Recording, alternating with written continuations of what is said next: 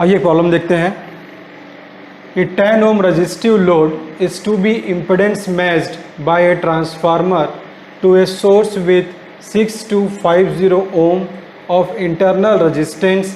The ratio of primary to secondary turns of transformer should be option A 10, option B 15, option C 20 and option D बोल रहा है 25।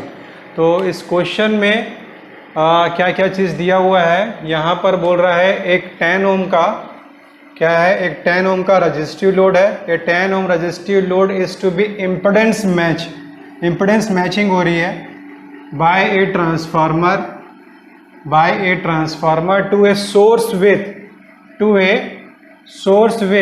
6250 ohm of internal resistance.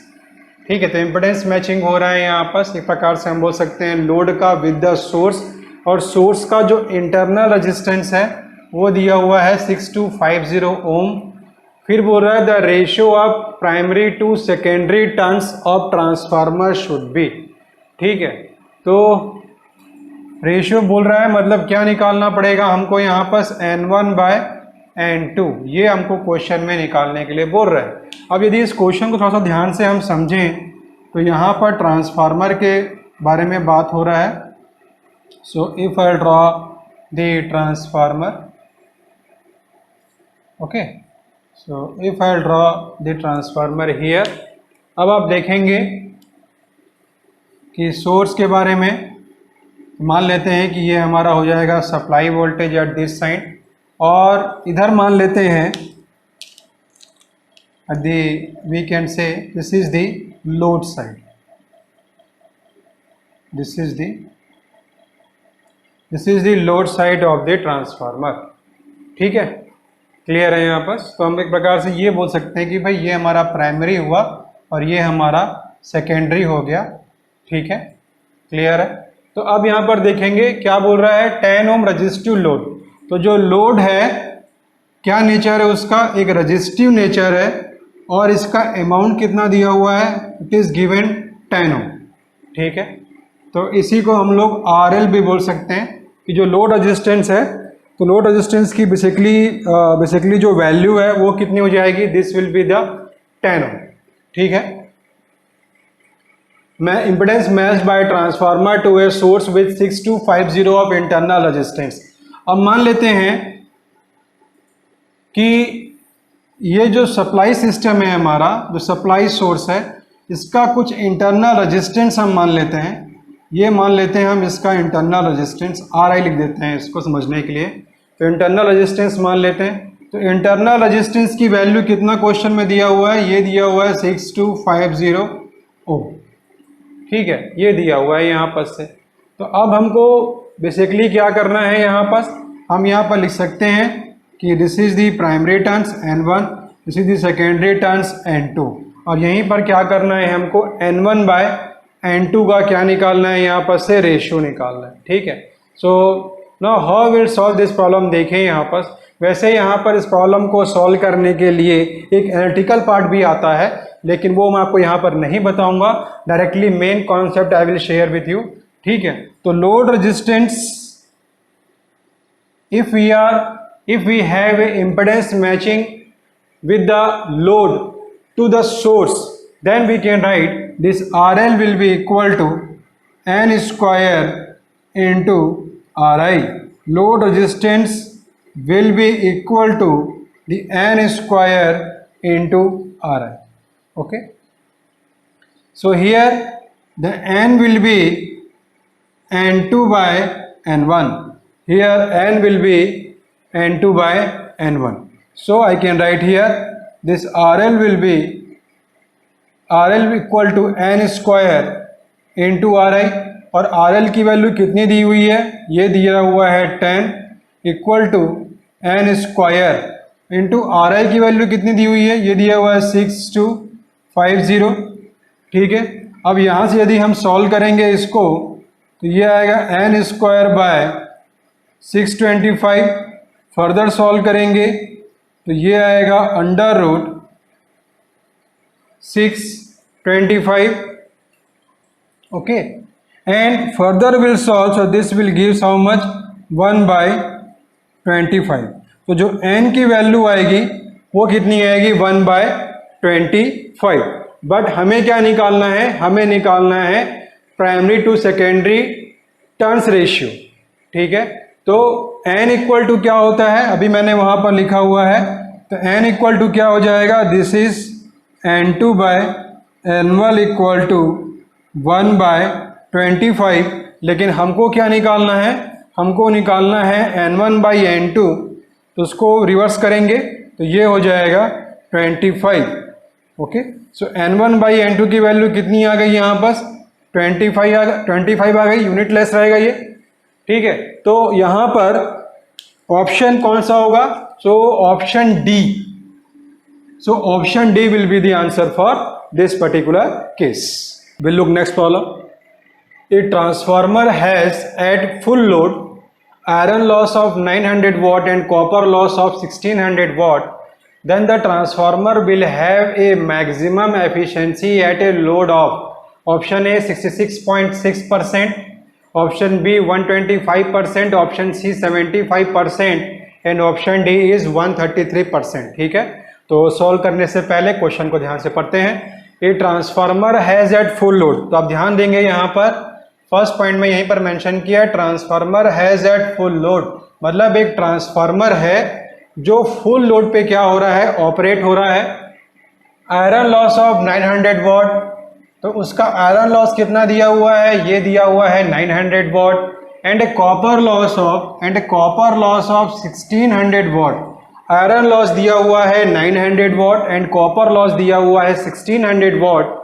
then the transformer will have a maximum efficiency at a load of, तो transformer के maximum efficiency के बारे में नहीं बोल रहा है कि we need to find the maximum efficiency of the transformer, यहां बोल रहा है transformer will have a maximum efficiency at a load of, मतलब बोल रहा है कि किस लोड के लिए ट्रांसफार्मर की जो एफिशिएंसी होगी वो मैक्सिमम होगी। इनिशियल लेवल पर यदि हम ध्यान दें तो यहां बोल रहा है ट्रांसफार्मर जो है एक फुल लोड पे ऑपरेट हो रहा है। ठीक है, ट्रांसफार्मर जो है एक फुल लोड पे ऑपरेट हो रहा है। तो स्टार्टिंग पे यदि हम लोग बात करें तो ये बोल रहा है कि जो ट्रांसफार्मर है ये फुल लोड पे ऑपरेट हो रहा है। ठीक है भाई, और आयरन लॉस दिया हुआ है, आयरन लॉस कितना दिया हुआ है, it is given A 900 what. Clear. और हमें यहाँ पर कॉपर लॉस कितना दिया हुआ है, ये दिया हुआ है 1600 वॉट। क्या दिया हुआ है, 1600 वॉट। ठीक है, क्लियर है। अब चूंकि ये ट्रांसफार्मर फुल लोड पे ऑपरेट हो रहा है तो हम ये लेके चलेंगे कि जो कॉपर लॉस हो रहा है ये भी कहां पर है, फुल लोड पर है। ठीक है, ये कहां पर है, हमारा फुल लोड पर है। तो अभी आप देखेंगे आगे ये बोल रहा है then the transformer will have a maximum efficiency at a load of. तो अब ट्रांसफार्मर की यदि हम लोग बात करें तो मैक्सिमम एफिशिएंसी किस कंडीशन पर होगा, ये हमको मालूम है as per the basic concept, when the constant loss will equal to the variable loss. ये हमको यहां पर से मालूम है। तो हमें अगेन ध्यान दीजिएगा, हमें ट्रांसफार्मर की मैक्सिमम एफिशिएंसी नहीं निकालनी है, किस लोड पर ट्रांसफार्मर की एफिशिएंसी मैक्सिमम मिलेगी वो लोड को हमको फाइंड आउट करना है, वो भी परसेंटेज में। ठीक है, तो constant loss equal two variable loss की जब कंडीशन होगी तभी हमें ट्रांसफार्मर की एफिशिएंसी मैक्सिमम मिलेगी। तो constant loss what we can write, so here we can write the constant loss will be the iron loss is a constant loss. Clear, and variable loss we can define as this is the x square into copper loss, full load copper loss we can define. यही होगा हमारा expression यहाँ पर से। ठीक है, तो अब जैसा कि मैंने कई बार आपको बताया है कि ये x क्या होता है, what is this x here, x is the fraction of the full load. x क्या है, it is the fraction of the full load. तो अभी आप देखेंगे यदि इसकी वैल्यू को हम पुट करें तो हमको आयरन लॉस मालूम है, ये कितना है, दिस इज 900 एक्स स्क्वायर, और कॉपर लॉस भी हमको मालूम है, ये कितना हो गया, दिस इज द 1600। अब यहाँ हम सॉल्व करेंगे इसको, तो ये क्या हो जाएगा, एक्स स्क्वायर इक्वल टू क्या होगा, 900 बाय क्या हो जाएगा, 1600। फर्दर हम इसको सॉल्व करेंगे, so this will become how much, 9/16, और we can say this will be 9/16 ना, this is the 9/16. Okay, so now if I say write x square will be 9/16, तो x की वैल्यू कितनी हो जाएगी, इसका अंडर रूट निकालेंगे, under root 9/16 which will be how much, this will be the 3/4. ठीक है, मैंने अभी आपको बताया कि x क्या है, x is the fraction of the full load, मतलब जब ये transformer 3/4 of the full load के लिए अप्लाइड होगा, उस कंडीशन पर ट्रांसफार्मर की एफिशिएंसी मैक्सिमम मिलेगी.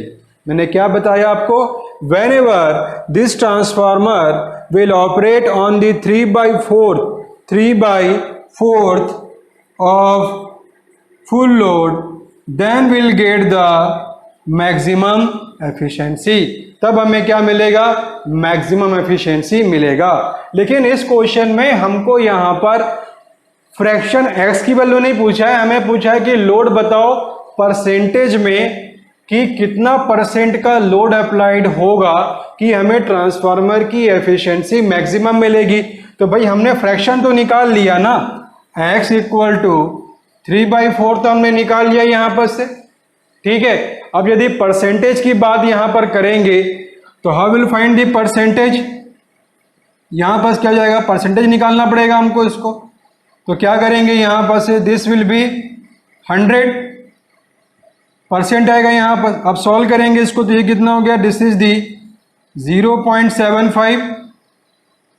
ठीक है, इनटू कितना हो गया 100. फर्दर सॉल्व करेंगे तो कितना आएगा, दिस इज दी 75%.